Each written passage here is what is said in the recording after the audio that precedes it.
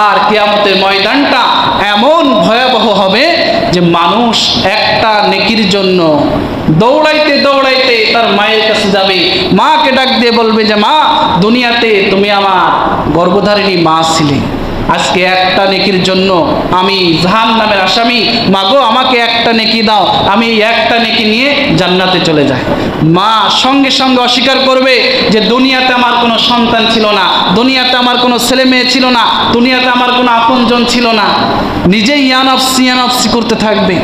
সন্তান দৌড়াইতে দৌড়াইতে বাবার কাছে যাবে, বাবাকে ডাক দিয়ে বললে, বাবা তুমি তো হাড় ভাঙা খাটুনি করে আমাকে দুনিয়াতে খাওয়াইছিলে, পড়াইছিলে, বড় করছিলে, কোলে পিঠে করে আদর করছিলে, আজকেরা তোমার সেই সন্তান আমি একটা নেকির জন্য আজকে আমি জাহান্নামের আসামি, বাজান একটা নেকি দাও, আমি জান্নাতে চলে যাই।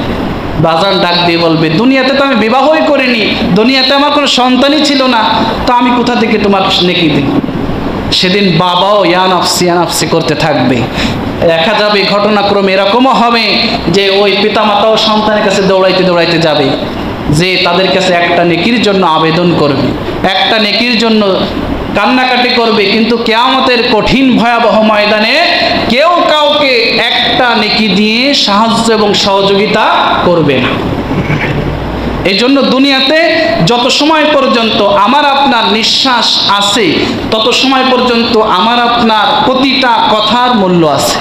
প্রতিটা কথা আল্লাহ পাক রব্বুল আলামিনের নিয়োজিত ফেরেশতারা লিপিবদ্ধ করতেছে।